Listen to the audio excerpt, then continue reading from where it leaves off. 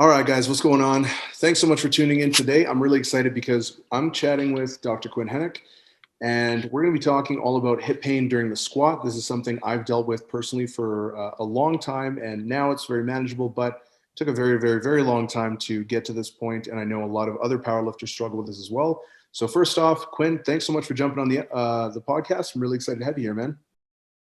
Yeah, sure. So I'm a physical therapist in Southern California, in Orange County, California. I have an office inside of a weightlifting gym, which is pretty cool. I have my little space, and I open the door, and there's this big barbell sport playground that I have at my disposal. So that's kind of a dream environment. And I competed in the sport of weightlifting for the last 10 years, and played American football before that in college, and came into physical therapy school with a strength conditioning background as what I originally went to undergrad for. So up to this point, just trying to kind of blend the worlds of rehab and performance, as they say, and be a mediocre athlete myself, so I can have context for the athletes that I work with. And hip pain during squatting movements is certainly something that I help people manage on a pretty regular basis. Awesome, man. Yeah, no, and that's exactly why I was super excited to have you on, because I know how pervasive this can be, especially among relatively high level lifters, actually. I've definitely noticed it with strong guys, especially big guys. It seems to be a little bit more pervasive. Now, that's just, my own experience. So, don't necessarily extrapolate anything from that. But I just kind of wanted to set the stage for the conversation. So, can you talk a little bit about the difference between chronic versus acute pain, and then also like a chronic versus acute injury? Maybe differentiate what those things are. Well, I wish I had definitive answers on those things. I think my job would be a lot better, and we'd have a lot more clearer picture on these things. But first of all, I guess just some disclaimers that I think are important. If you experience some of the things that we're going to be talking about, what we're going to be talking about are principles and generalities and things that we take from the current literature and apply it to practice, and it's based on our interpretation, and it's not specific to you as the individual. Some things that we talk about may, in fact, be helpful for you. But if you're having problems with things, you should probably seek out somebody who can guide you on the day-to-day and guide you through that path. So, of course, anything that we talk about is not specific to diagnosing you or treating you. And then secondly, pain, just in general, forget the acute to chronic for a second, and let's just talk about pain. Pain is a very complex phenomenon. And we don't know a whole lot about pain. And the model that is largely accepted, and the model that I currently use, is the biopsychosocial model of pain, meaning there are biological factors, sociological factors, and psychological factors that influence the experience of pain that cannot be separated. It's not bio versus psychosocial. Somebody doesn't have just psychosocial pain. These biopsychosocial factors are dynamically interwoven and moderate and mediate each other in complex ways that we currently can't model, nor can we predict with very good accuracy or certainty. So the acute to chronic distinction is something that we arbitrarily put on these issues so that we can try to make sense of things. But it literally is chronic. When does, or arbitrary, when does an injury go from acute to chronic? Well, it's whenever we decide it. 6 weeks, 3 months, whatever the researchers decided was going to be chronic. It's not like magic happens at the 3-month mark. Well, it's chronic now, and our management is completely different. That's not how these work. So what you do is you base it on your body's current response, you base it on your training history, and you base it on your injury history. And those things are largely how we dictate the management. So acute, generally thought to be, it's just happening. You're experiencing this difference in your pain experience, and it's new. And a lot of times the cutoff to acute to chronic is like 3 months. You'll see it sometimes 6 weeks, but again, arbitrary. But let's just say this. My hip didn't hurt last week. It hurts now. It's hurt for 3 days. Generally, we're going to call that acute because it's new and your history of this isn't very long, and you haven't had something like this before. If you do have a history of hip pain with squatting, but it comes and goes, you could say that I'm currently in an acute phase of my chronic situation. So this is kind of an acute on chronic issue. It's been happening on and off for the past, several months or even several years. But the last 6 months I felt really, really good. But the past week it's back. So I'm kind of in an acute phase of this chronic situation that I've dealt with on and off. So kind of working definitions of things that just inherently have been around a while versus something that you're dealing with in the short term. And that could be 6 weeks, that could be 3 months. It's whatever you define it as far as a timeline. Now, from a response, from a physiological response standpoint, we can think of acute many times when we look at inflammatory markers. So I know we're talking about the hip for this show, but let's just take a detour and talk about the ankle, just because it's an easier example to conceptualize. Let's say you sprain your ankle. You're playing basketball or something, you're running, you step off a curb, and your ankle rolls, inverts, inversion sprain, very common. You hear pops, your ankle swells up like a grapefruit. That's an acute, quote unquote, acute injury with an acute inflammatory cascade, joint swelling, inflammatory markers, cleaning up, all the damaged tissue. Pain can come along with that, certainly, but tissue damage and pain are not one-to-one. So that's another important distinction to make.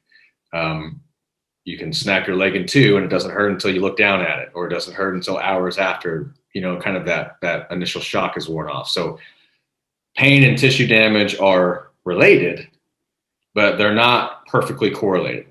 So that's an important distinction that I think we're probably going to make as we go into the show. But, the ankle example, so let's say the acute inflammatory stage goes away. There's no more swelling.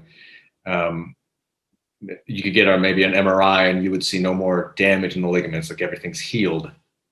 And maybe that's a 6 to 10 week process. But you still experience sensitivity in the ankle. You're still having a pain experience. And now let's say we're 6 months after that really bad ankle sprain, but that ankle is still sensitive to loading and it still feels fragile. We could call that more of a chronic instability or a chronic issue.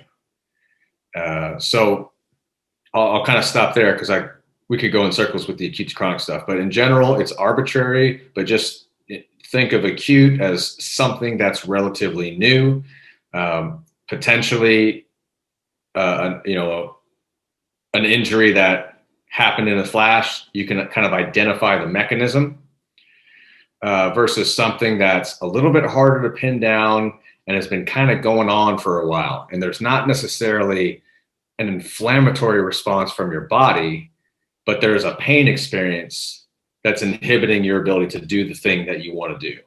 And those are some distinctions that are useful clinically. I actually was speaking with, I'm not sure if you know him, Sam Spinelli.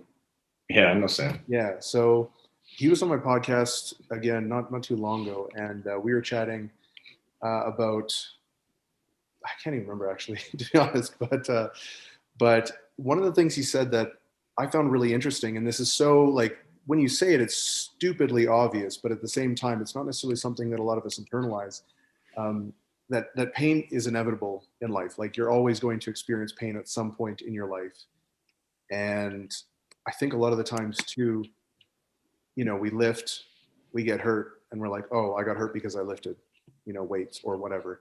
When in reality, it's like, it's very likely that you would have gotten hurt doing pretty much anything else, at some stage in your life. Obviously, if you participate in a sport, your likelihood of getting injured in that sport goes up, obviously. But just as far as like the association goes, where people tend to have this kind of avoidance strategy from pain, I don't know, it's just kind of like it was an interesting thing that he mentioned.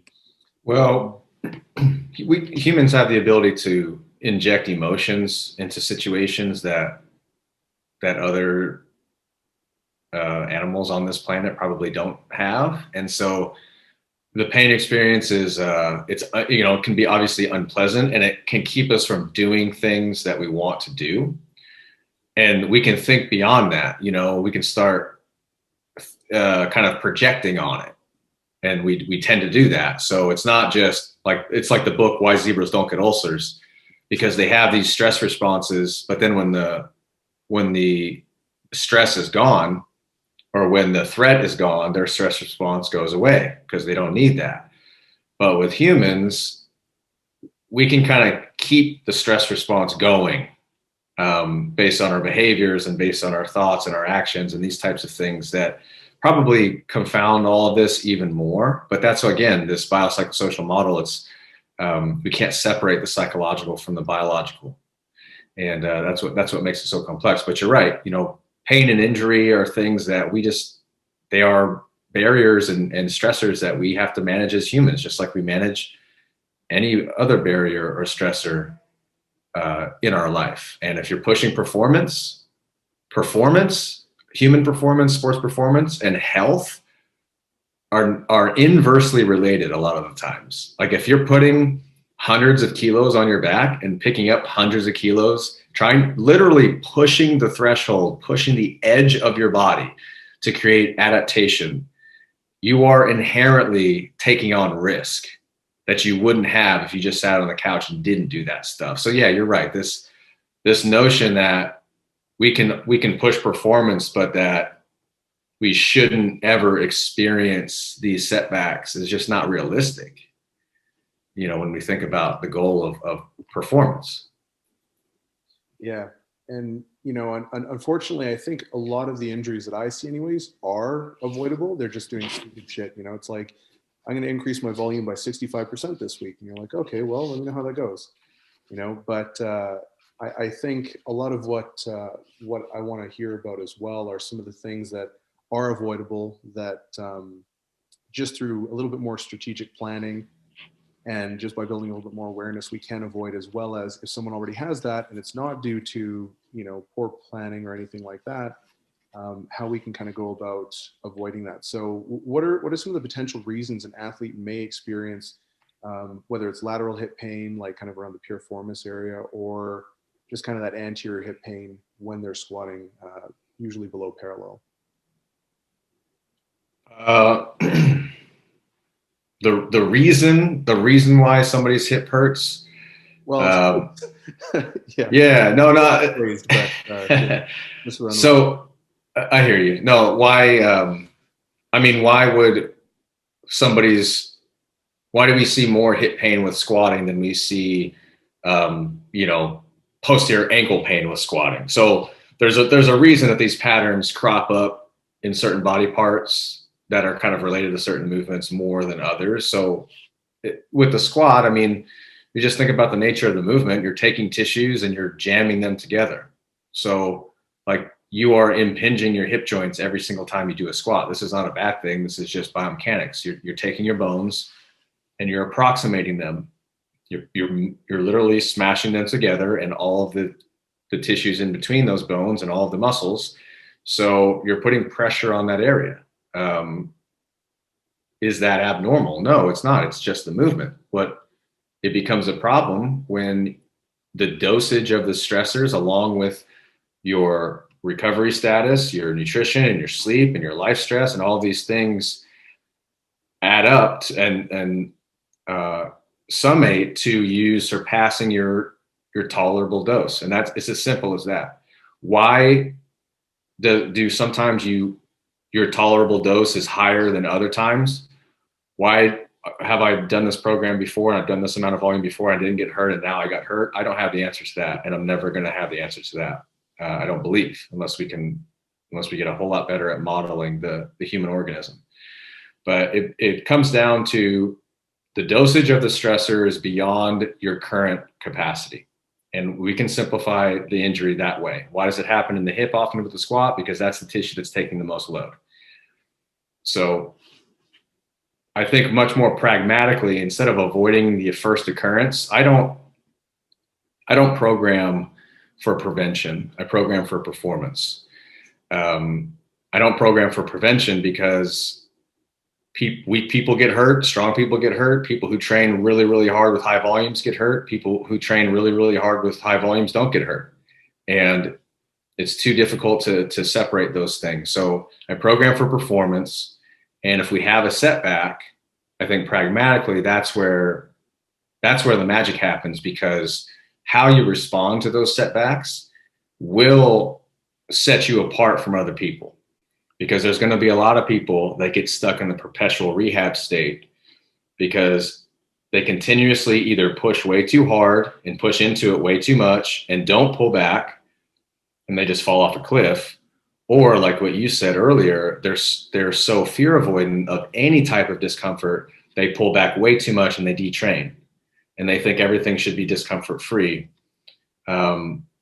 And then they have no capacity to build back up. And so you get caught in this perpetual rehab. So you're like, we call it rehab purgatory, where you just keep having setback after setback and you feel like you're not making any progress at all. And sometimes even you just stop training, right? There's so many athletes that come and walk into my door and say, yeah, it just wasn't worth it. So I took the last 10 months off and, I want to get started again. It's like, well, damn, now we're detrained, we're so detrained, and it's not like this thing is just going to be magically fixed from doing nothing. So it's this paradox that training and load is the antidote as much as it is the poison. And the magic comes from finding the balance, the right elixir. And if you overdose, not freaking out and pulling too far back. And if you underdose, knowing when you can kind of push the thresholds a little bit. So we can get into specifics about that stuff, but I want to stop there because that's just kind of like the general diatribe here in terms of like preventing injury versus programming for performance and then managing the injuries when they happen. But I think those distinctions are important. Right. So you said a lot of things there that I definitely want to explore. One of the things you said, obviously, was training being guided more by observing individual response as opposed to assumptions, right? So are we overdosing? Are we underdosing? Some individuals respond very, very well to high volume, others don't. Some respond well to high frequency versus low frequency, and the reverse is also true. And so really coming to individualize that approach. And I think one of the areas where that is really relevant is where a lifter might look at someone, I don't know, let's just say Dan Green for instance, and see what he does and say, oh, well, he likes to do really high volume front squats and that builds up his deadlifts. So I'm going to do the same thing. And it's like, well, you're not necessarily Dan Green, and you need to, I think it's great to test those things, but at the same time, you need to observe individual response and see what is actually working and how your body's adapting to that. And so I think it's a really great point that you brought up. And one of the other things you mentioned, actually, I'd like to get you to expand on a bit, is the impact of sleep on the pain perception and on, potential incidents of injury and why that might be, whether it's a, sort of a slowed down rate of cognitive performance or decreased reaction time or whatever it might be. Yeah, well, and on the Dan Green point, whether it's Dan Green or any other, high performer that you see, what you don't see is how hard they work to get there. Social media is a highlight reel. So the work that they put in to get to that point is where you are, where you need to do. If you want to train high volumes, awesome. But you've got to earn the right. You've got to chip your way up there. And that's where it takes some planning, and potentially having another brain there with you to help you with that process. So there's not a problem chasing, seeing the top guys and wanting to get to that point, but it's the journey to get there that is missed when you just kind of look at the end product. So you're totally right there. And in terms of, oh gosh, I blanked on the other question. What was the main one? The impact of sleep and nutrition. Oh, sure. But primarily sleep. Yeah, it's interesting. There's a decent amount of data showing an increased pain sensitivity with sleep deprivation. And that kind of makes sense. I mean, when you're sleep deprived, you're just a little bit more, you're irritable. Things like your perceptions are just not as finely tuned. You can't you can't dim things down. Like when I'm sleep deprived, I'm sensitive to kind of like sounds, and shit just annoys me more than usual, but pain, because the pain perception is this, uh, this innate neurological sensation, it's kind of intertwined with all that stuff. So you're sensitive to these, you're more sensitive to these stressors and these stimuli in the world than you would typically be. Pain is just one of those things. So you see like sleep deprivation, some of these like little sensitivities that maybe we've had a history of that have been controlled, but then you have like a week of really crappy sleep and the stuff starts to creep up again, like kind of out of nowhere, it seems like. But it's really just your body is just overall not recovered, more stressed than normal. So it's almost like these things are kind of rising to the top again, because your body has less resource to just keep everything at bay. So I don't want to go, into sleep too much, because I think people understand that it's important, but there's definitely a link there. So it's for my athletes, if they're frustrated because they're not making progress and they keep having these pain sensitivity or injury setbacks, but they're under eating or they're not sleeping or both, you're adding gasoline to the fire, it's only working against this. So you have to understand that these things are not separated. And I think that's really, really important, because sometimes we do forget. We're like, yeah, well, I know sleep is important, but I just want to be able to train hard. Or like, yeah, I know I should probably eat more, but I just want to be able to go to the gym and lift and like have fun doing it. It's like, okay, well, you'll have more fun if you feel better and you're not, tired and hungry and weak feeling. So it all plays into a part, but it definitely matters when people are on a cut. Like when they first meet me and they want to work with me and they're like, oh, I'm having hip pain with squatting.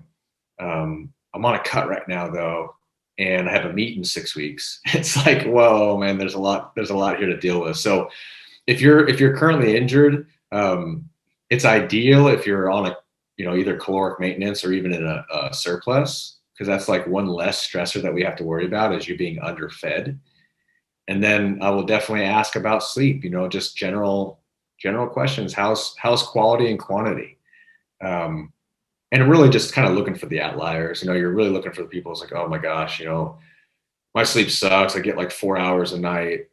And you can just kind of tell that they're frazzled and they're burning the candle on both ends, and so we have just a real conversation of you want me to help you with your rehab, but this is going to be a thing that we have to address as well. Like this bucket is important as part of this. And if they say, oh, sleep is great, I get plenty of it, then that's just maybe something that's like that box is ticked off and we don't have to worry about it, but it's at least asked about, because it matters. It's one of those things, like you said, we all kind of know intuitively. You say it and you're like, yeah, of course. But then at the same time, I would wager that probably 70 or 80% of people are under recovered most of the time. Well, and it's like, what do we do to supplement that? Well, we don't clean up our habits. We just like drink more coffee, or like, it's, you know what I mean? We do things to we put a Band-Aid on the Band-Aid on the Band-Aid. And then we wonder like something about hip pain. We try to, we make it so reductionist. Like there's so many layers to this. And that's why it's so hard. These conversations have to be so nuanced, because we could completely ignore the sleep and nutrition side of things. But that would be missing a huge facet of this. And you're right. These obvious things, a lot of people don't have them shored up. So low hanging fruit, if you're dealing with something, lowest hanging fruit, how's my sleep? How's my nutrition? Like before you even have to try any other intervention, you can ask yourself those two questions and see if there's any room for improvement there. And that's only going to help the cause. Yeah, 100%. And I've definitely ran into that a couple of times myself, and with athletes, especially new athletes, kind of as you mentioned earlier, where you get someone who's brand new, they come to you and they're like, yeah, I've got all these problems. And then you get to this one point and you're like, okay, I'm like 80% sure it's just because you're not eating anything and you're getting like 3 hours sleep a night and drinking 10 Red Bulls. So let's start there, So I wanted to talk a little bit about kind of structural issues and then different movement strategies that individuals utilize, as well as like different muscular contributions and how that might play a role in the development of hip pain or even the management of hip pain. So there was a paper by Vygotsky and Megan Bryant back in 2016. Just for the listeners, if you're interested, the title is Relative Muscle Contributions to Net Joint Moments in the Barbell Back Squat. And essentially, they were looking at relative muscular contributions at various joint angles in the squat. And so I wanted to kind of open up the conversation and get your input on how not only different movement strategies might impact these things, but also like if someone's mobility is restricted. So if someone has very poor, let's say, lumbopelvic control or poor internal or external rotation, and that forces them to access range of motion through maybe segmental flexion of the spine or just through whatever means they can, how might that impact the development of pain around the hips? I know that's like a monster question with like a million different avenues, but feel free to kind of run with it however you'd like. No, it's a good question.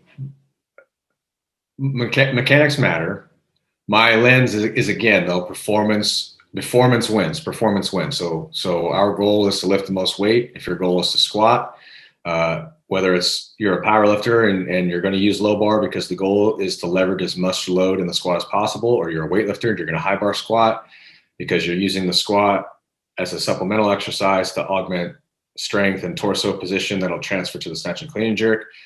I program positions, I program the dose of the load, and I coach the positions of the movements to increase the likelihood of performance. So that's just first and foremost.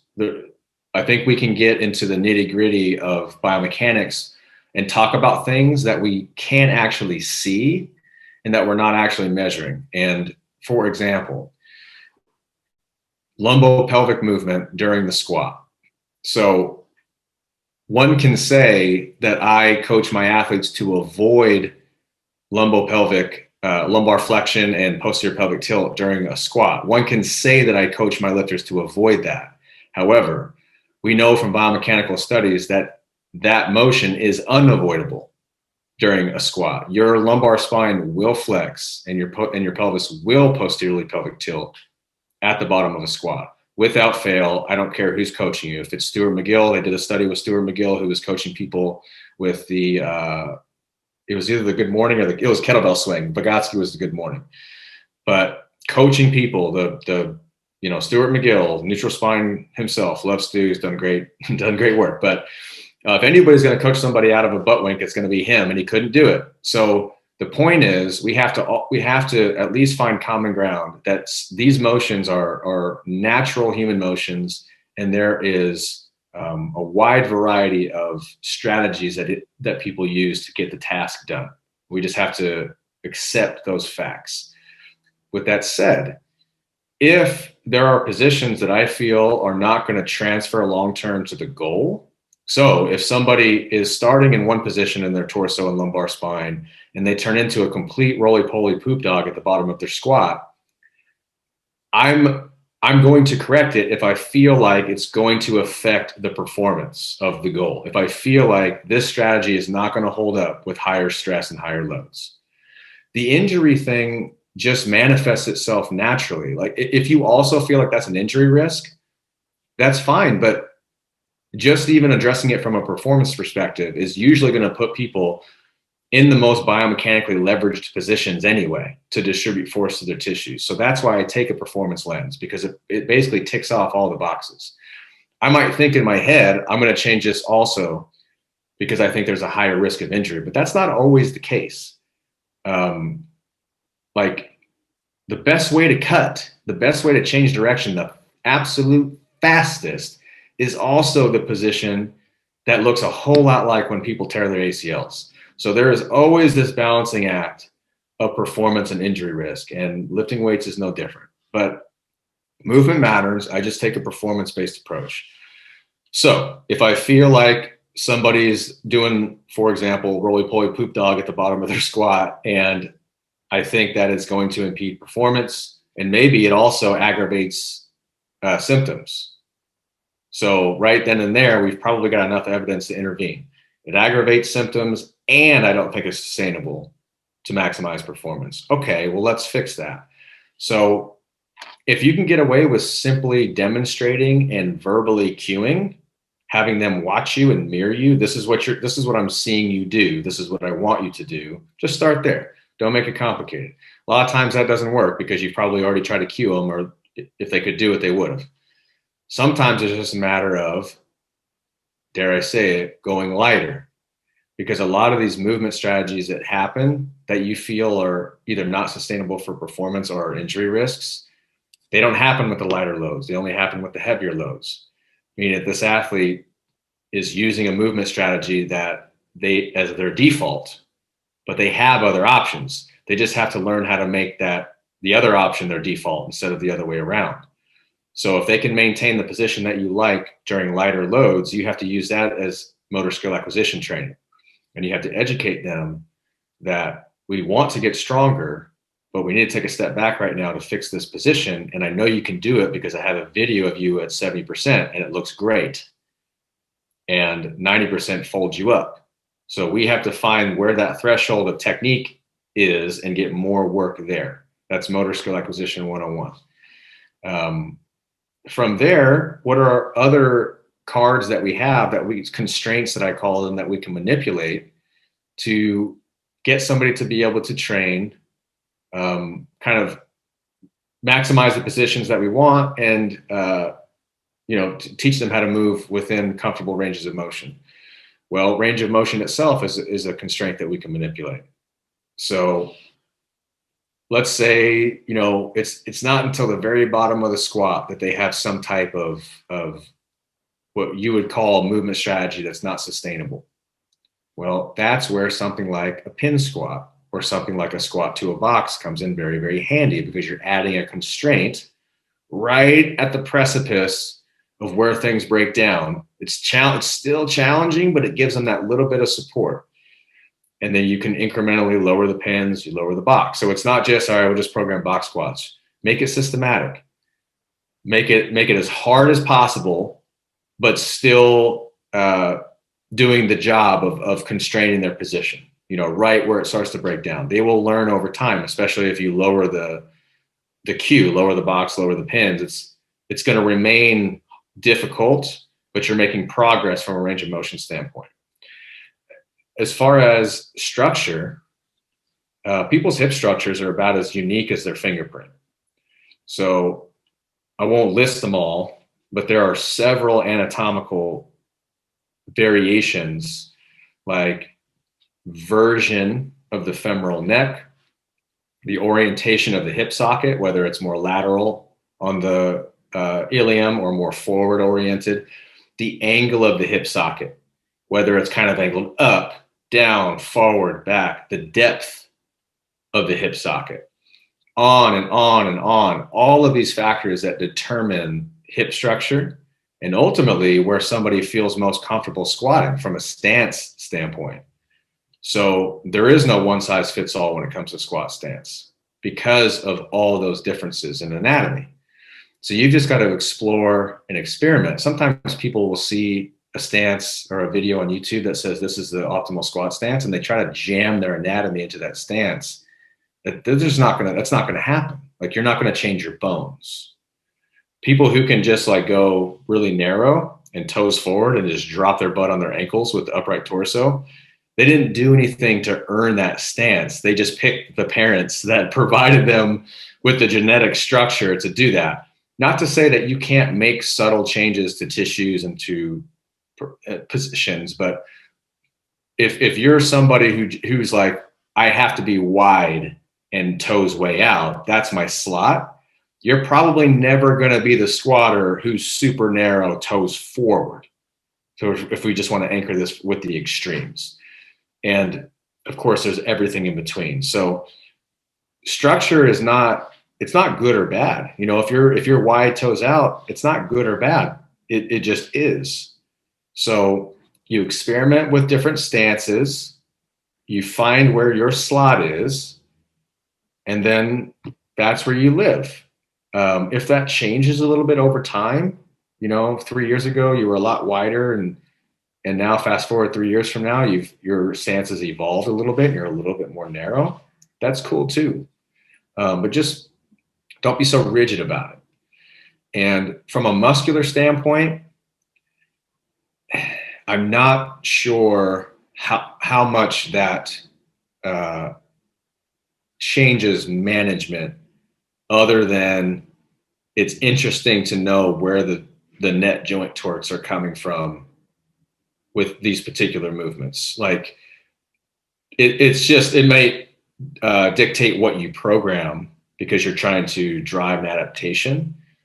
But I don't need a research study to tell me that if this athlete says low bar squats hurt their hip and they can't perform them, but high bar squats feel great, I don't need a research paper to tell me that we're going to train high bar squats right now because that's the way that we can get heavier loading in, and we're going to slowly incorporate low bar squats back into things as your hip calms down. So I use variations more from that kind of pragmatic side, if that makes sense. That was a pretty great overview. I just wanted to kind of touch on a couple of things. Going back to your box squat or pin squat example, just for anyone listening, like one of the things that I found, especially if you utilize, like, let's say an alternating program structure where you have a high day and a low day, like a heavy day and a light day, well, Quinn was saying, utilizing pin squats or box squats, doing all of your loading, really, really pushing it, still getting that high effort session in, while your light day, because it is, inherently lighter, and like you were saying as well, a lot of those breakdowns can happen at a certain, intensity threshold. Utilizing those light days to maybe go in and push some of the range of motion tolerance that you can with those lighter loads, and that the session is meant for recovery anyways. So it's not that you need to feel like, hey, I'm really, doing myself a disservice by doing this. It actually ends up being part of the program, and then you can kind of close that gap between both of those two. I found that to be very effective, which is essentially what he's saying, just, a little bit more specific, I guess. Oh, 100%. I love that. That's a great strategy. The polarizing the days like that. I do that often. It just makes sense for people. Yeah. It's like, it's exactly what you said. This is our load, and you explain it. We're going to reduce the range of motion, but this is the day that we can go heavier. So that's the mechanical loading day. That's the heavy day. And then this other day, the load on the bar is going to be lighter, but I want you to work on just getting back the tolerance for that full range of motion. So maybe they're tempos, but this is range of motion day. So you educate the goal of the day, because like you said, like if you don't, they're going to just automatically anchor themselves to the weight on the bar, because that's what we do as barbell sport athletes. That's all that matters, unless we pull it back and say, no, the goal is weight on the bar is important just to feel the movement.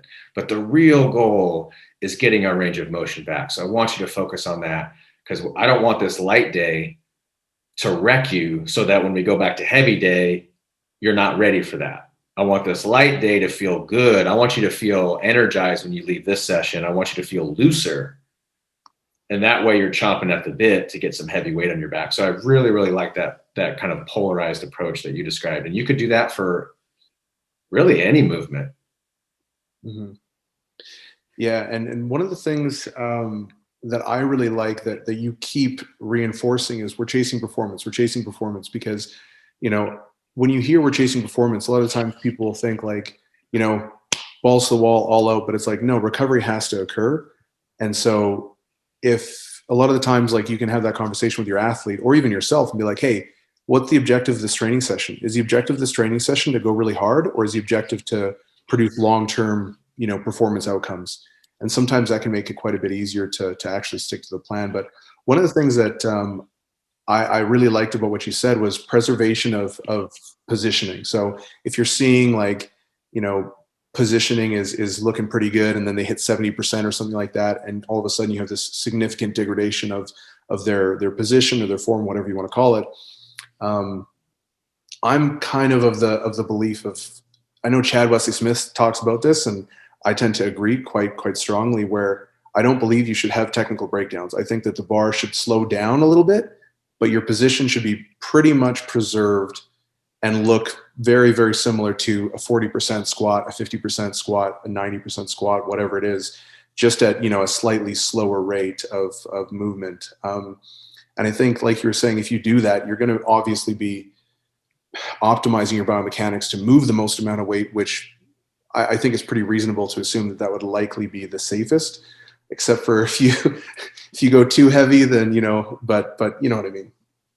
But no, you're right. And the technique is a really interesting one, because there's a paradox, because you have to actually go heavy to know if the technique that you use at really light weights will work with heavy weights. Because there's sometimes like, oh, this feels good with like 40 kilos and 50 kilos.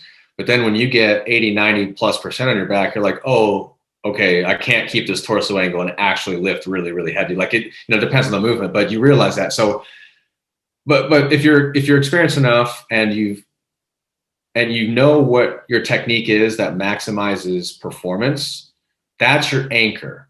If you can't currently tolerate that, it's not that technique is wrong or bad. It was just that happened to be the position where you overflowed your capacity bucket.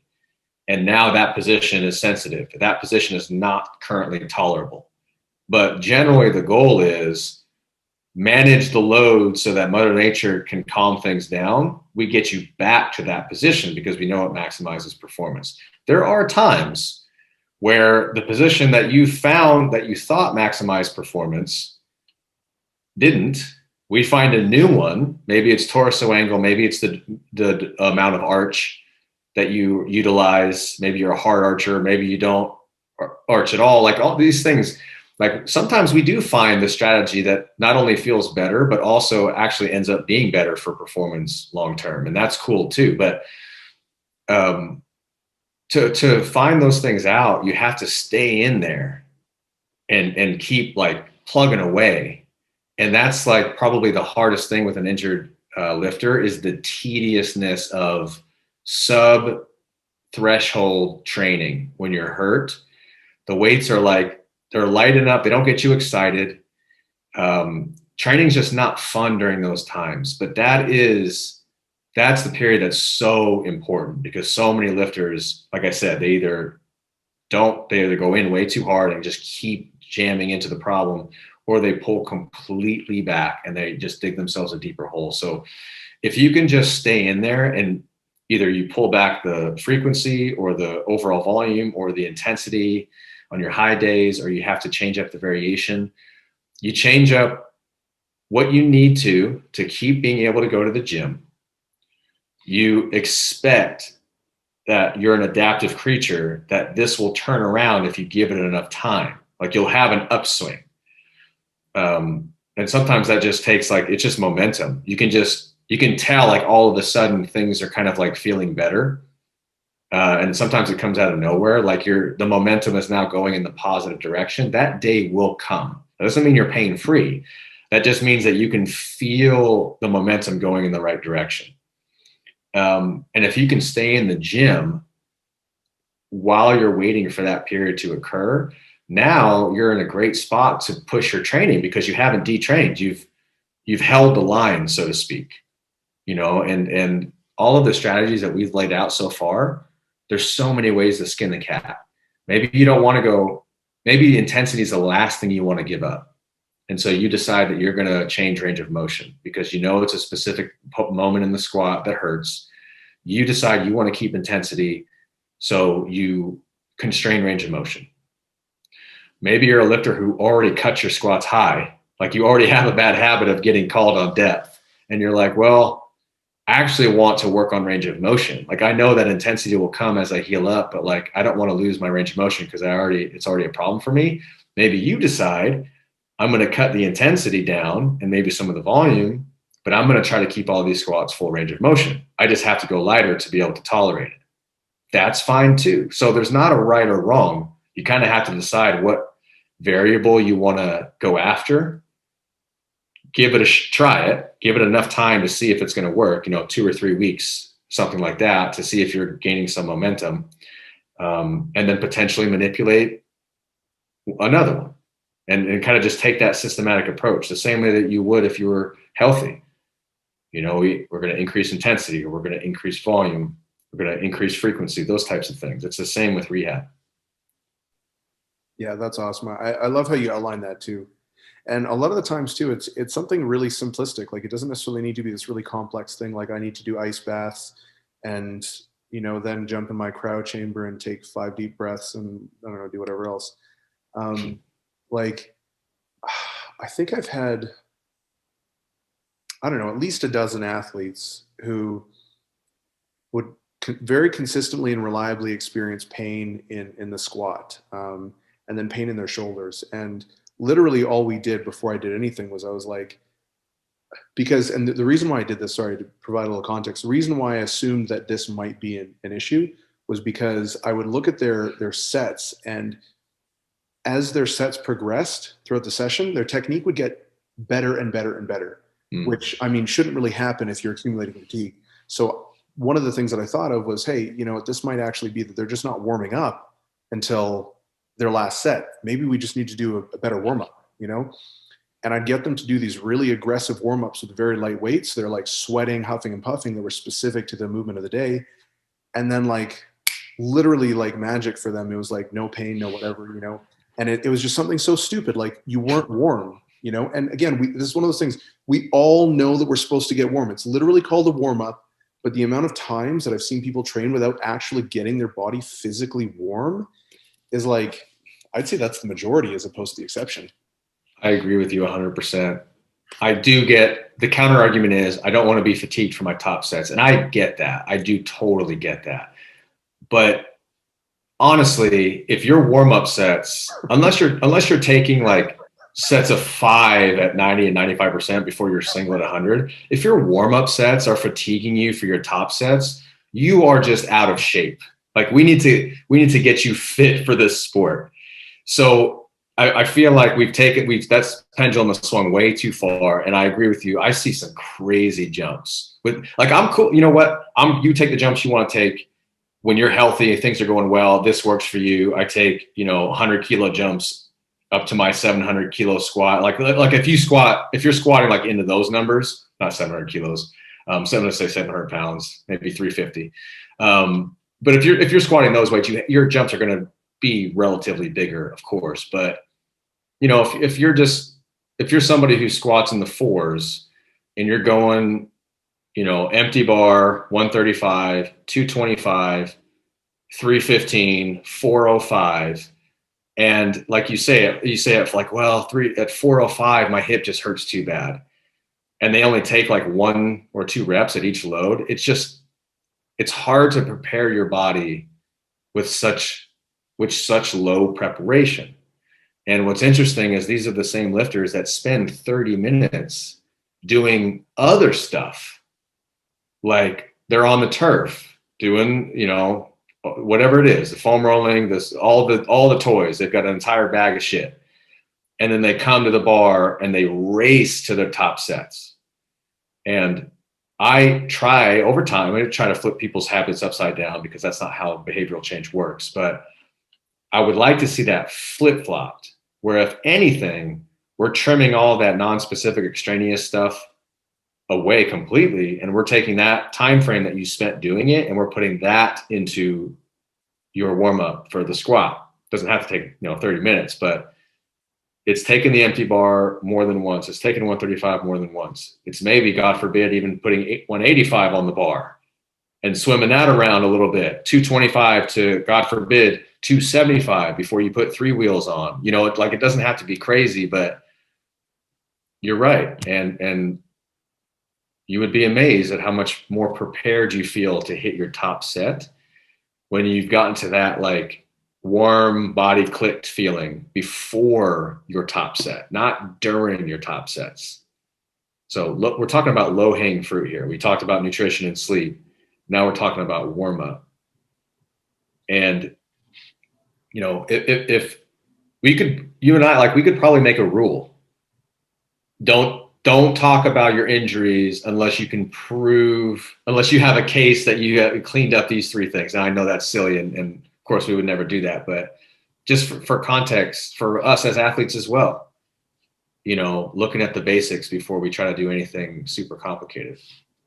Yeah, and that's such a common, like, I love the distinction you made, or the how you highlighted sort of that point about people are willing to, you know, mash their bodies on like lacrosse balls, foam rollers, banded distraction, flossing, whatever else is you know popular at the time, but they're not necessarily willing to spend like 10 minutes of just like a really hard warm up just with an empty barbell until they get sweating, their knees feel great, their ankles are good, their hips, everything's feeling nice and warm, Yep. before they actually start taking those big jumps. And like for me, I am one of those guys who likes to take really big jumps. I'll usually do about like between 50 to 100-pound jumps per set usually. But that's because I got to go up relatively high, like you were saying. And so I can't do it if I'm doing like 15, 20-pound jumps. But like, that's why it's so important to take those, you know, however many sets you need. Like sometimes it's honestly like 6 minutes. That's how long I need to warm up. Other times it's like 10 or 15 minutes. But the difference it makes in your session, I think is really meaningful. And especially the cumulative effect and the momentum you build up of like, hey, I'm just having really great training sessions. Things are clicking. I'm feeling good. I don't have the same pain and aggravating, you know, symptoms or pulling like I was having before. You know, you really allow yourself to perform at the best level. And I definitely think that's a really great habit. And like like you mentioned earlier, it doesn't need to be 30 minutes, right? It like a good 10 to 15 minute warm up tops. Like, if I always tell my athletes too, I'm like, honestly, if you're spending more than like 10 to 12 minutes warming up, you're probably doing something in there that's not necessary. Or you're wasting time. Yeah, you're just taking too much rest. It's like like if you're taking those jumps because you have to, you know, you're working up to relatively heavy loads. You know, you're not going to take 500 for a bunch of triples, but you might spend a little bit more time at 225. You might take a set or two more than what you would have normally taken, and that weight is not going to fatigue you, but it's enough to get the juices flowing, and it's enough to kind of like get that pop and light things up a little bit. And that's what we're talking about. So 100%. that's also the time that you can use to experiment. So going back to positioning with the hip, especially pelvic tilt, this is not good or bad. It just simply is from a biomechanics standpoint. Pelvic tilt has an effect on hip range of motion.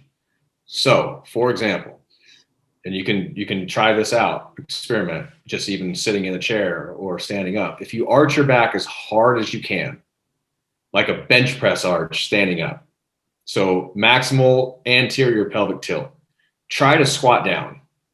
It's likely, and maintain that arch, it's likely that your depth is going to get cut the harder that you arch like that. It's not good or bad, it just is. The reason for that is when you put your pelvis into anterior pelvic tilt like that, you're basically already flexing your hip. You're just moving your pelvis on your femur instead of your femur on your pelvis. So you get to your end range of hip flexion sooner, typically, the harder that you arch. That's a consideration for somebody who's already maybe not Gumby. My point here is the amount of arch that you have in your squat is something that you can play around with in your setup and in your warm-up sets and your stance. So you're combining all of these factors. You're playing around with stance, how wide your feet are, how much degree of toe out that you have, trying to find the slot that works best for your hip structure. And you're messing around with arching harder or not arching as much, and seeing how that feels. So the warm-up sets that we're talking about is the time to mess around with that stuff, because you don't want to be having to find your slot at your top set. You want to have already established that. And you can mess around with it during your warm-up sets because it's light, you're not going to get tired, and you can also be in full control. Like, you could mess around with different stances and arches and end up doing like a set of 8. You didn't even realize it because the weight's so light, but it doesn't matter because it's light. And so you can take that time to do that. But that's also why the warm-up sets are important. They can be something that you're putting cognitive focus into from a positional standpoint, from a skill acquisition standpoint. It doesn't just have to be like brainless literal warm-up. You can combine all of these things that we've talked about.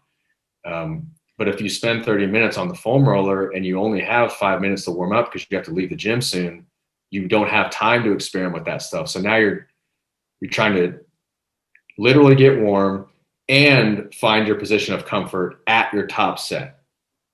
And that tends to not work out as well.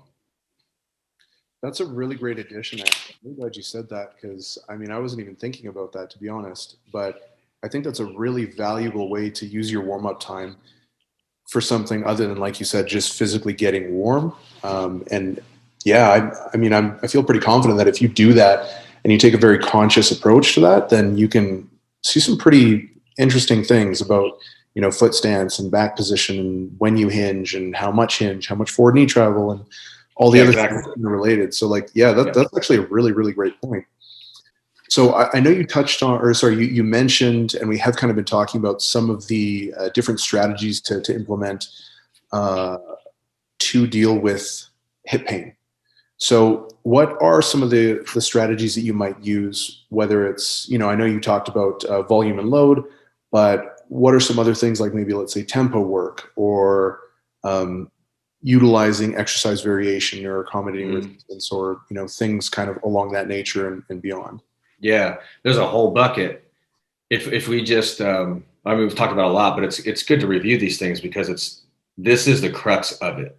And this is the kind of the lens at which I deal with rehab with barbell sport athletes, especially because it's actually really nice to work with barbell sport athletes, because the training mimics the sport so closely that you can really play around and tinker with these training variables, and you can see more of a direct effect in the moment. Like the test retest is more realized than like a field sport athlete, where you're trying to manipulate things in the gym, and then you let them loose in this very chaotic environment on the field where you don't know what the hell is going to happen and how much load they're going to be, you know, succumb to, and all these things. But with barbell sport athletes, things are more predictable, and the environment's more predictable, which is nice. So we'll just start brain dumping some of these variables that you have at your disposal, with the key being try to be systematic with which variables that you manipulate from where you're starting from, not trying to change everything all at once, because then you don't know what's working and what's not. There's too much noise. So intensity being just load on the bar, you ask yourself this: do these variables affect my thing? And if we're talking about pain in the squat, does the heavier that I go, the worse my pain experience gets on average? Sometimes the answer is no, as paradox. So it's not a stupid question. I ask them straight up: is it worse at heavier loads? A lot of times it's yes, sometimes it's no. But if it's yes, intensity is a potential variable that we're going to manipulate. Volume, does it get worse? Is it worse when you're doing more volume? Or is it worse at the fourth and fifth set versus the first, second, and third set? Is volume a contributing factor sometimes? Yes. Okay, volume is a potential variable. Does the hip pain occur at a specific point in the range of motion, something that we could be relatively controlled with? If the answer is yes, range of motion is a variable that we can manipulate. Sometimes it's kind of like it's too variable. You know, sometimes it hurts in the middle, top, bottom, like it.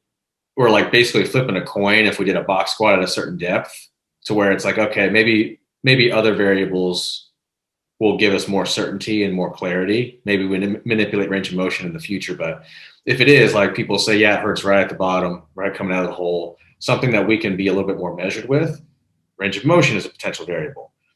Tempo, a lot of times with tempo, the faster our tissues get strained, sometimes that's more stress on the tissues, and sometimes that can be a contributing factor. Like when the hip's already pissed off, bouncing out of the hole becomes a problem. However, if you go really slow and control the change of direction, you might not be able to squat as much, but it's more comfortable, more tolerable. If that's the case, tempo then is a variable that we can manipulate, because it might allow us to keep a relatively intense squat workout, albeit at a constrained tempo. And I mean, even putting them on a metronome. I do that a lot. So tempo is a variable. So we're just listing all of these in no particular order. Position is another one that we talked about. So I'll ask them, Does it, have you played around with stance? Have you played around with torso position? Does that have a bearing on anything? And they say, oh yeah, you know, when I'm more narrow, it feels better, but that's not I don't feel super strong in that position. I'll say, okay, well, that's a potential short-term strategy for us to continue training though. So position is on the table as a variable that we can manipulate. Variation. So if it's a weightlifter, always front squat versus back squat, I'm asking them, is there one that feels better? For a power lifter, I'll say, does low bar feel any different than high bar? If they do high bar, safety squat bar, a lot of the times feels better. This is totally anecdotal, but a lot of the times a safety squat bar will feel more comfortable in the hip because the arms are not tied up. You're not in this super arched position because your hands are not tied up behind you on the barbell. Your hands are in front of you like they would be during a goblet squat. And the bar is way up on your back with the safety squat bar, like a front squat, torso angle, except the bar's on your back. But the point is, it allows you to just drop straight down, and you can keep everything pretty stacked, your rib cage on your pelvis, because your hands are in front of you. It's just it's a really nice bar to have at your disposal if you have one.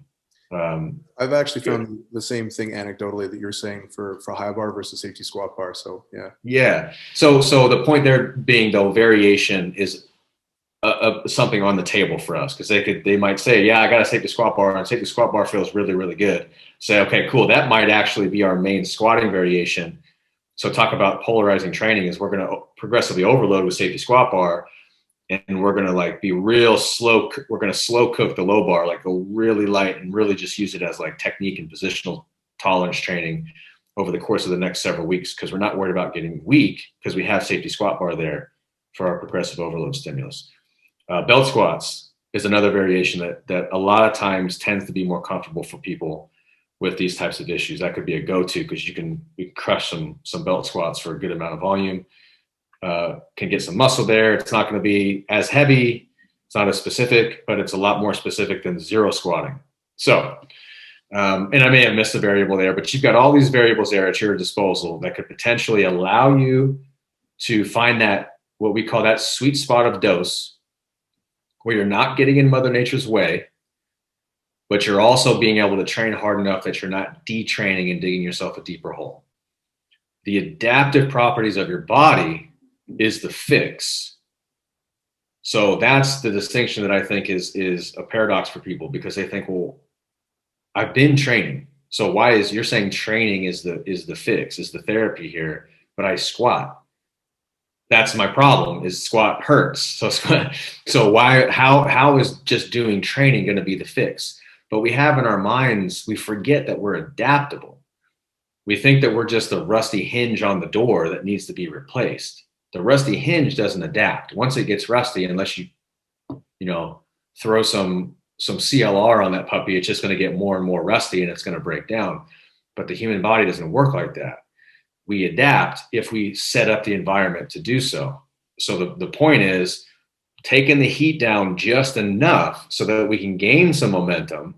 The adaptive properties of our bodies can get going in the right direction, but we hold the line as far as fitness and even make some gains elsewhere. Like if deadlifts feel good, because a lot of times hip pain in the squat, the deadlift will feel okay. And if that's the case, deadlift like normal, generally. Like don't change anything else. Like we want to keep training as normal as possible. Bench, this is a good time to get a good bench. If you can't squat as much, let's focus on other things. So you have those variables at your disposal. Now, which one do you manipulate? I gave you a couple of examples of why you might choose one or the other. In general, I want to say in general, I try to keep intensity there, but in reality, I'm probably having exactly what you had outlined earlier. I'm probably having days that are different focus so that we can affect different variables. So like I said, I want range of motion. We know we need range of motion, ultimately, at least to the standard of the sport. If it's powerlifting, it's a certain standard. If it's weightlifting, range of motion just allows you to do better at the sport. There's no rule that you have to squat your snatch or your clean, but you're just going to lift more weight if you can. So it behooves you to be able to squat. I don't want to lose range of motion. So if we only focus on load and you were just doing 3 days a week of pin squats, heavy, you're gonna keep that heavy weight on your body, but then that range of motion that you're missing is gonna feel real heavy when you go back to it. What I don't want is this reintroduction phase that makes you feel like you took time off anyway. Like if you ran 4 or 6 weeks of just pin squats, that first day back to full range of motion squatting, and probably that first week or so is going to feel, I don't know how it's going to feel. It's probably not going to feel super familiar. It's going to feel really rusty. Whereas the alternative being, had we kept, so I call it microdosing, had we microdosed some full range of motion squats in there with the goal of just range of motion, now it won't feel foreign to you because you have been doing full range of motion squats. And when you're ready to make those full range of motion squats heavier, like you said, kind of bringing those polarized days back to the middle of kind of normal training, you will be ready. You will be at a different level of preparation for that. So load and range of motion are probably the two that I go after first. And then volume is one that is like a dimmer switch. So I see volume as just exposures to the training. So we increase volume when I feel like you're adapting well to what we're doing. I'll increase the dimmer switch a little bit. But if I feel like you're not recovering and it's not any one particular day, it seems like just an overall not recovering to the overall training dose of the week, then I might pull the dimmer switch down in terms of sets and reps. But volume is one of those things that you kind of plug and play. And then variation may be something that I implement right away. Like if somebody's super flared up and they're just like, yeah, man, low bar is just not happening. I've tried box squats, it just hurts. Tempos, it really doesn't matter. It's just that low bar position. We're probably going right to whatever it is that feels better. High bar to safety squat bar to belt squat. Hell, leg press. I mean, it's kind of down the line. You know, what's the next variation that we can progressively overload that you can tolerate?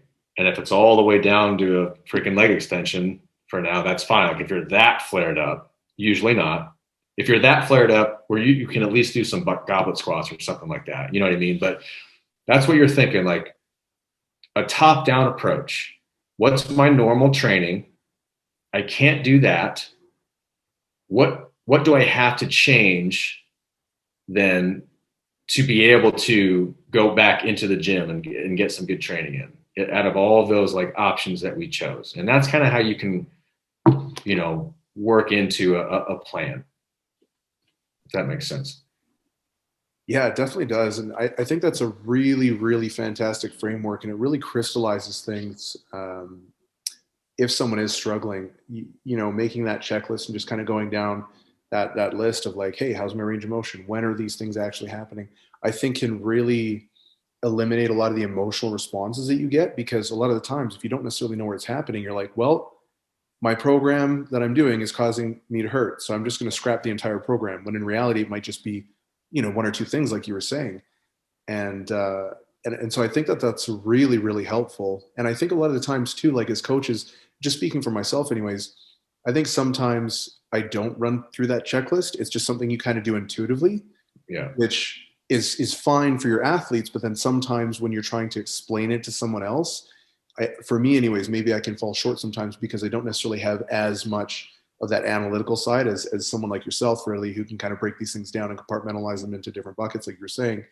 But I also really liked how you mentioned kind of shifting the focus a little bit, where it's like, hey, you know what, if you can't do squats, let's think of this as like a specialization phase for your bench or deadlift, you know? And so that way you still have a very clear and very tangible goal and metric that you can kind of work towards, where it's like, hey, you know, because I have all this extra energy that I'm not dedicating to squats, I have better recovery resources for deadlift and bench, or really anything you want. And I actually think, it's really important to try to keep deadlift in there if you can, because that's going to be like your heavy lower body movement that you're getting in if you don't have squat or deadlift, man, we're looking for something to load that lower body. So it's actually really important that we try to keep that as normal as possible. But you bring up a good point. It's like to say that you don't have that analytical side. I think that you do. I think that a lot of us do if we think about training, but we tend to dichotomize training and rehab. And we tend to think that rehab is different than training. But we're human and we work by the same physiology. So pain and injury is just another constraint or just another barrier that we now have to throw into the mix of all of the things that we already manage. Like, we're analytical about intensity and RPEs and volumes and exercise selection, all of these things when it comes to writing programs, and that we think somehow it's different in an injury or rehab scenario, but it's really not. It's just that instead of pushing to your capacity limits, you're probably pushing to your tolerance limits in the beginning, and then you're waiting for that tolerance ceiling to rise to the level of your capacity again, the way that it was before. But there's a disconnect between those two. That doesn't mean, I don't mean like going into your tolerance as just not respecting the pain experience, but you're probably not testing your true capacities when you're hurt. You're testing your ability to tolerate wherever your entry point is. And you find your entry point with everything that we listed. And so that's the big thing. Like, don't separate injury from training. And the why, I think when I have these conversations, the question that I'm still not answering is, why did this happen? And the reason that I'm not, like, why did the injury happen? Why am I experiencing pain? And the reason I'm not addressing that question is because I don't know the answer. It's real simple. And like, it's typically not any one tissue either. So that's what also makes it hard to answer, because somebody's like, well, like, what muscle do you think this is? And it's, well, it's probably not a muscle. Is it my joint, or is it my psoas, or this? Well, it's all like, if you open up a cadaver, all that shit is just like intertwined and intermingled. And so I just say, like, this area right now is intolerant to mechanical loading. I don't know why. It's a dynamic interplay between wherever your current state is. Current state is a conglomeration of all those low-hanging fruit factors that we talked about: nutrition, sleep, stress, your warm-up, all the stuff that you did over the past week that you forgot about. All of those things culminate to that moment that you got hurt, or that you experienced the pain. And we wonder, well, why the hell did this happen? There's just no way to add all those factors up and know how they interact. So that's why I can't answer the question, and I don't try to. The way that I address it is, I say, all we can do is kind of map out where you were and what you were doing, and try to tick as many boxes, like, how was your nutrition? How was your sleep? What training program were you doing? So that was our baseline. And then we map what you can do now, and we try to bridge those back together. And sometimes, like, the ramp up, I don't like calling them training load errors anymore. I used to call them training load errors. And I think that is a reductionist approach. It blames the program when again, too many factors. You can't just blame the program. Maybe the program was great and it was other factors that, dictate your current state. But sometimes it's like, if you spread out the progression of like intensity, like your week to week, progression, kind of how you want to hit a certain number or a certain degree, a certain amount of volume by a certain time frame. Sometimes we might take the same exact program that you got hurt on, do it, but extend it over the course of 2 or more blocks. So the overall goal is still the same endpoint, but you take a lot longer to get there. So you level out that peak a little bit. And that makes a lot of sense for people, just kind of the rate of progression. And I use the analogy of like slow cooking it. And especially if you're already hurt, because I don't know what it is about injury. We know the biggest predictor of injury is a past injury. And once it happens, that it's just easier for it to happen again. And that's just kind of the sucky part about it. So if we can tick off as many boxes as possible, and the rate of progression of the program is definitely one of those boxes that we can tick off. If you're not in a rush, don't be in a rush. If you don't have, like, if you're not like constrained with a meet or something like that, if you have time, take it from a rehab standpoint. Don't be in a hurry. Yeah. And I mean, a lot of the times too, this wasn't something that we necessarily addressed directly, but I guess it's probably pertinent to just kind of say it. A lot of the times these things can also be addressed using less specific exercises. Like, just speaking for myself as like a case study, right? I really had a lot of back pain when I would have like really heavy squat sessions. Like, my leg would be fine, but then the next day, like, any sort of extension of my low back just killed me. Like, it was just so sensitive. And I was like, man, like, my low back, this was my train of thought anyways. Usually if something hurts, I'm like, oh, I need to do that more, or I need to do something to tackle that area more. And so I actually started doing like really high volume good mornings. Instead of stopping squatting, I just started doing really high volume good mornings with like a band to really reinforce that eccentric strength. And I found that really helped, and it's not always that simple, but sometimes it is, and Yeah. I didn't change any of the squatting that I was doing or the deadlifting, so it's not, even though sometimes that is the case. And I think that's also, why you were saying that as well, with the whole looking at the hierarchy and saying, okay, how specific can we stay with our training while reducing or eliminating the pain symptoms, or making it manageable so we can still see that performance progress, right? And you pick something, because this is a really important point. Like, you might not pick the thing that has the most bang for buck. You've got to make a guess. Like, I guesses is maybe a bad word to describe it, but I take all the information I have at my disposal and make a decision on what to intervene on. Sometimes the thing that we intervene on first actually doesn't have the effect that we wanted to, so we course correct. In that scenario, you kept everything the same, except you added this thing. You took the information as like, my legs feel fine, it's always my back.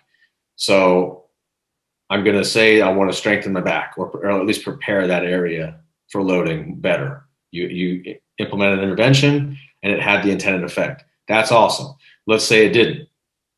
You wouldn't get frustrated and just scrap your entire program. You would say, okay, what else can I intervene on? Well, let me look at the intensity progression. Maybe I'm going heavy too frequently during the week. Maybe it's actually always the second day of heavy squats that gets me. Maybe I have to rearrange my weekly structure, or that second heavy day needs to be a medium day or something like that. You get my point. But you just you pick something, you try to detach from the situation, which is extremely difficult. We're emotional, we're humans, it happens.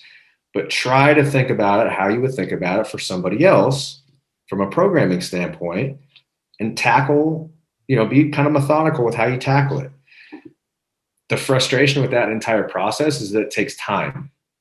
Like, you didn't know if the good morning strategy was going to have its intended effect until you took the time to think about it, you took the time to implement it, and then you waited a sufficient amount of time and sessions to see if it was actually going to work. And if it hadn't of, you would have had to do that same process over again. And that is frustrating, and it's annoying, and it's tedious. But you know what? So is being stuck in rehab purgatory for months at a time.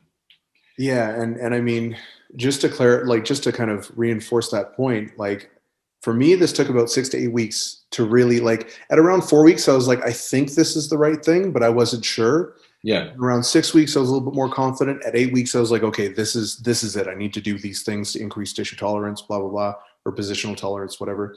But yeah, it just can take a long time, and it can be super frustrating. But at the same time, I think that if you just kind of shift your focus to like, hey, if I really nail this, it's likely that I'll have a much more robust back or hip or whatever is the issue. And I'll probably have a much higher threshold than before, which means that I can probably get away with pushing, much higher before I actually see any sort of issue, So it's like, even though it seems like you're taking a bunch of steps back, in the long run, you're actually setting yourself up for some pretty significant success and progress in your lifts, just because you are having that kind of like longer term vision of, hey, you know, if my elbows are always beat up, maybe I should start doing some bicep curls or try, or whatever the fuck it might be. Right? Yeah, exactly. You know, we could take the cliche approach and say, well, it improves your problem solving skills, because it does. I think training is a skill in and of itself. I say this a lot. I'm still honing this skill. I think if you train, you're going to hone that skill till the day you die. But the skill of training, what I mean by that is it's an endless series of decisions that you're making all the time. You made a decision to do the program. You're going to make decisions on the day to day. Also, when things don't go completely as planned, we're constantly making training decisions. And to think about the short term and the long term of each of these decisions is a skill, and you get better at anything the more you do it. Injury is a really good time to hone your skill of training, because you literally have to make decisions on the day to day, because you don't know how it's going to feel. And you go in with a plan A, you should probably also have a plan B. As in, I'm going in here with the intention to low bar back squat to full depth. If that ain't happening today because of the hip, plan B is whatever variable that you decide to manipulate that we've talked about. But I think it helps with our problem solving. It helps with our patients. If you have athletes yourself, it's going to help you better manage them when they're going through these situations, having dealt with it yourself. So, you know, use it, find the positive in any way that you can.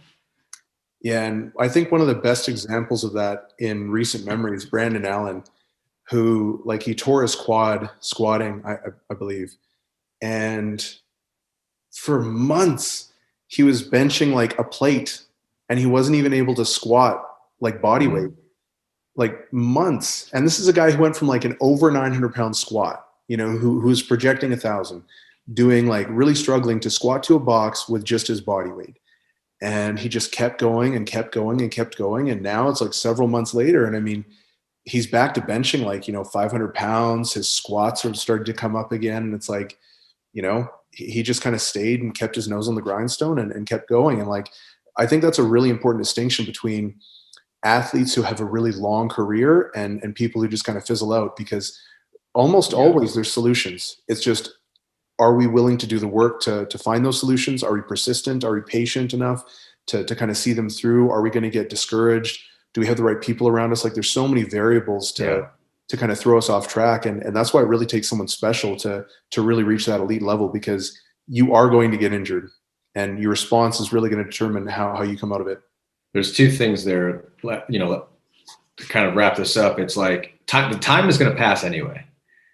So Brandon, like that example, or anybody, us, we're hurt. You're like, well, damn, now I got to rehab for the next 3 months. Or like, I know the next 3 months of training is going to suck because I'm going to have to do X, Y, Z. But like that 3 months is going to go by regardless.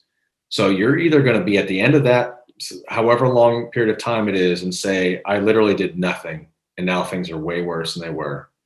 Or you're going to be at the end of that time period, having filled your bucket with as much training as you possibly could, being a hell of a lot happier and, you know, in a better spot to move forward. So the number one is the time is going to pass regardless. It's your decision of how you feel it. And then number two is the point that you made of training is almost a game of attrition. Like there's going to be the peaks and valleys. And like, if you can just, like you said, keep your nose to the grindstone and stay in there, you'll see a lot of people just kind of fizzle out because they can't take the ups and downs of it. That messes with you. But if you just kind of keep chipping away over time, you usually end up in a pretty darn good spot. Like when you zoom out, you might not be the best, you might not win the thing, but if you just keep chipping away at it, you end up pretty happy with your progress. And at least you can look back and say, you know, obviously I did what I could. And injuries are just a really good test for that, because it's just so easy. It's so easy to get frustrated and for that to turn into a spiral. Because I've definitely been there. Absolutely. Well, we're coming up on that 90-minute mark. And honestly, this was a really, really awesome conversation. Actually, we explored a lot of things that I didn't even necessarily have in mind. So Thanks so much for joining us.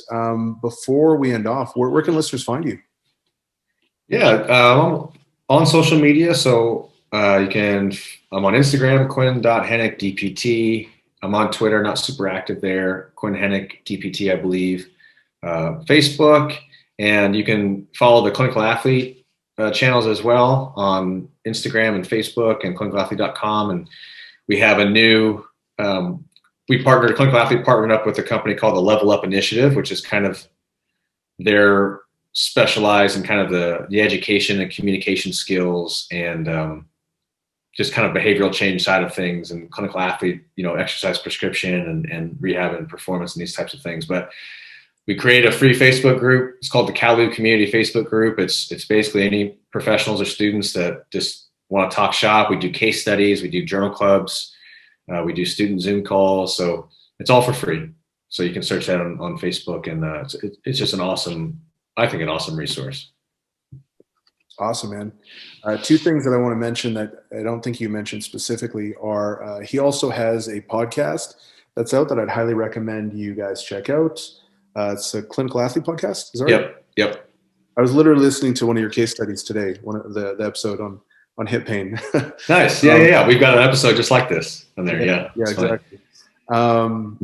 And also the clinical athlete directory. This is something I use on a regular basis, especially because I have lots and lots of international athletes that I can't necessarily refer out to, local clinicians.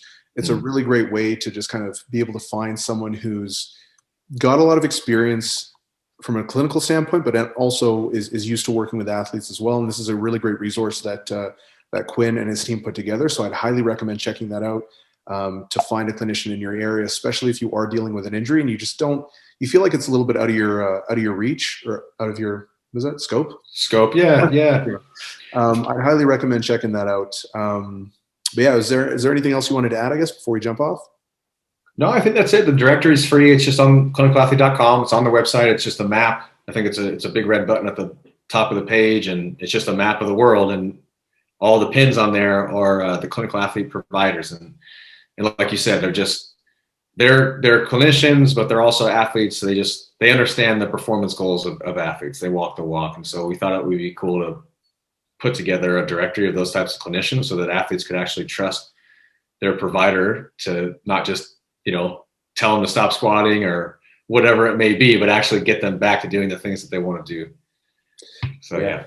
100%. So all that stuff is going to be linked up in the show notes, guys. Also, if you like the podcast, please give it a 5-star review, share it, send it to someone else on Instagram. I really, really appreciate all of the reviews that I get, and it definitely helps me build the podcast, grow exposure, and get more awesome guests like Quinn.